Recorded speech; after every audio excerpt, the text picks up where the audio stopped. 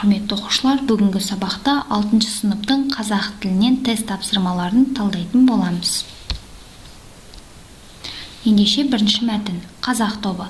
Наурыз мейрамы бұл мейрам көктемде күн мен түн теңеліп, халық 6 ай қыстың қыспағынан әзер шыққан, жер ана иіп, мал жанның жадырайтын шағында өтеді.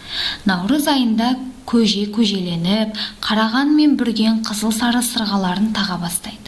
Арық жағалауында тебіндеп, қаулап шыға бастаған көк мұрттарына тіс тиеді. Енесінен тамақ дәметкен сап-сары балапан құсап жауқазын баш жарады. Жан-жануар, аң мен құстың жаңа тіршілігі басталады. Бұл жер бетіндегі көктем әкелген бірінші жаңалық болса, екіншісі іле-шала көкекпен маусымда жер желкілдеп, көк жиденің жұпар иісі аңқиды. Бұл кезеңді туысқан ұйғыр халқы күйт кезі деп атайды. Жұрттың аузы аққа тиетін, күннің нұры шуақтана бастаған шақта келетін наурыз мейрамы кезінде адамдар бір-біріне өте бір қарапайымдылық танытып, өкпе ренішін ұмытып, ізгі тілектер айтысып жатады. Енді бірінші сұраққа назар аударайық. Мәтінді негізге ала отырып, неліктен наурыз айын ұйғыр халқы күйт кезі деп айтылатынын анықтаңыз. Көк жиденің жұпар иісі аңқып, жан-жануарлар, аң-құстың тіршілігі басталады. Яғни, мәтінге назар аударыңыздар. Енесінен тамақ дәметкен сап-сары балапан құсап жауқазын баш жарады. Жануар мен аң-құс жаңа тіршілігін басталады. Көктем әкелген бірінші жаңалық, екінші жаңалық іле-шала көкекпен маусымда жиі желкілдеп, көк жиденің жұпар иісі аңқи бастайды. Яғни, алып көрейік. Күн мен түн теңеліп халыққа шаттанады. Жоқ. Мал жанның жадырайтын мерзімі. Жоқ. Арық жағалауында тебіндеп, қаулап шыға бастаған көк мұрттарына тіс еді. Жоқ. Қараған мен бүрген қызыл-сары сырғаларын таға бастайды. Жоқ. Мәтін бойынша сәйкес ақпарат, көк жиденің жұпар иісі аңқып, жан-жануар, аң-құстың тіршілігі басталады. Келесі екіншісі, көкек айынан кейінгі айды көрсет. Көкек айынан кейінгі ай, ол яғни наурыз емес, сәуір емес, мамыр, содан кейін маусым, шілде болмайды. Яғни көкек айы дегеніміз, ол көкек айы деп сәуір айын айтады. Ал сәуір айынан кейінгі ай, ол бізде мамыр айы, май. Демек, сын нұсқасы. Берілген сөйлемдегі тұрақты тіркестің мәнін ашыңыз. Ағасы Шәмілді іздеп ауданға барып еді, ағасы ит арқасы қиянда тұрады екен. Еріксіз қайта қайтты. Тұрақты тіркес дегеніміз, жалпыя түсініктеме беріп өтейін. Екі немесе одан да көп сөзден тұратын, барлығы бір сұраққа жауап беретін, орындарын ауыстыра алмайтын, мағынасы бір сөздер.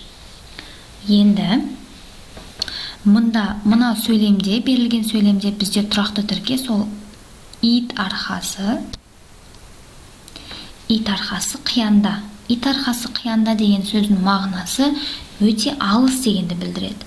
Жақын бола алмайды, жалқау емес, үйдің жанында, жолы ауыр емес. Демек, В нұсқасы. Келесі, сын есімнің шырай түрін көрсетіңіз. Сын есімнің шырай түрі, олар екеу. Оның біріншісі салыстырмалы шырай, екіншісі күшейтпелі шырай. Қай сөйлемде қара сөзі ауыспалы мағынада қолданған. Ауыспалы мағына дегеніміз сөздің тура мағынасынан ауыспалы, яғни басқа мағынада қолданылуы. Мысалы, көрейік сөздерден, олар қара тастан үй тұрғызды. Яғни, қара тас деген бар, қара тас деп көмірді айтады. Бұл сәйкес келеді. Біздің үйдің іргетасы қара бояумен боядық. Бояу қара бола алады, краска, бұл сәйкес келеді. Хат қара сиямен жазылыпты, сия қара бола алады, сәйкес келеді. Келесі, қодар жырда қара күштің иесі ретінде суреттеледі. Күштің қара түсі болмайды. Демек, қара күш дегенім, ол демек өте мықты деген сөз. Демек, бұл сәйкес келмейді. Яғни, қара сөзі бұнда тура мағынада қолданып тұрған жоқ. Ол бүгін қара костюмын киіпті. Костюм қара бола алады. Демек, сәйкес келмейтін ауыспалы мағына Д нұсқасы. Мағыналары қарама-қарсы сөздері тап. Ол мейрамдарда көрші қолаңдарды аралап кетеді. Бұл сөйлемде қарама-қарсы сөздер жоқ. Ол баладан бәрін бүге-шүгесіне дейін сұрап алды. Мында да жоқ. Соғыстан кейін бұл жердің астан-кестеңі шықты. Мында да жоқ. Кең зал ығы-жығы. Жоқ. Ол судың ыстық-суығына қарамай қотарып салды. Ыстық, суық, қарама-қарсы сөздер, яғни антонимдер. Демек, е. 7. Тұрақты тіркестердің мағынасын ретімен орналастыр. Тайға таңба басқандай.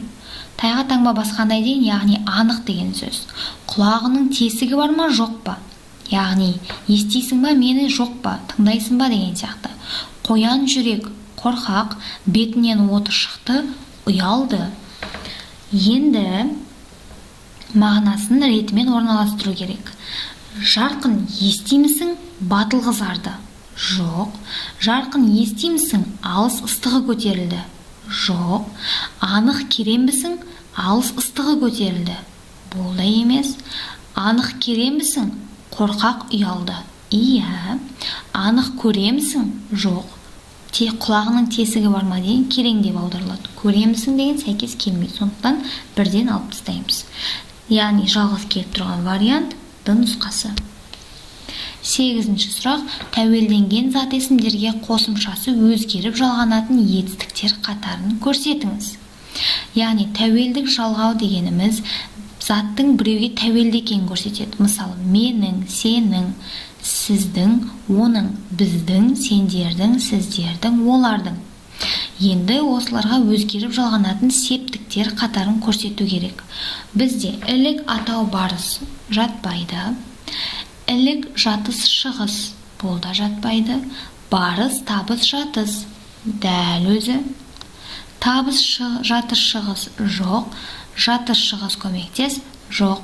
Демек, барыс, табыс, жатыс септіктеріне тәуелденген зат есімдерінің қосымшасын жалғаған кезде септіктер, яғни өзгереді.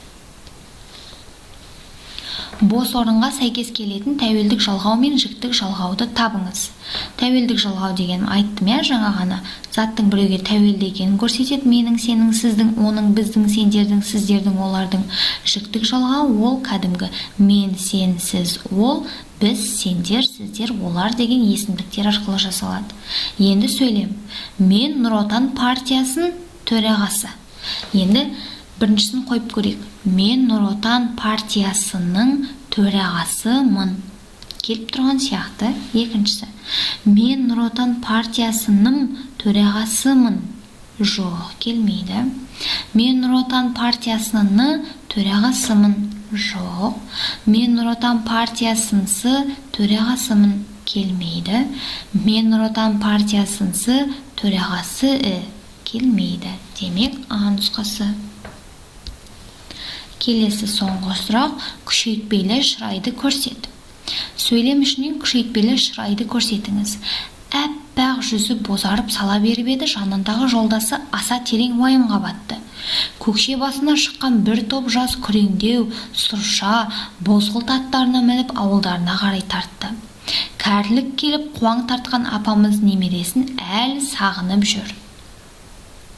Енді күшейтпелі шырай дегеніміз күшейткіш буын арқылы немесе белгілі бір сөздің тым өте үлкен күшейтпелі асыра сілтеу мағынасында қолданылу күшейтпелі шырай деп аталады. Енді нұсқалар бойынша жүріп өтейік. Ағырақ, көкше жоқ, келмейді. Қуаң, бозаң деген келмейді. Сұрша, бозғыл деген келмейді. Әппақ дегенге қараңыз. Ақ, ақшыл, әппақ, яғни тым әппақ деген. Терең, тереңірек, аса терең, яғни ең терең екенін көрсетіп тұр, күшейтіп тұр. Демек, Д нұсқасы. Сарғылт күреңдеу жатпайды. Осымен қазақ тілінің тест тапсырмаларын талдау сабағы аяқталды. Назарларыңызға үлкен рахмет.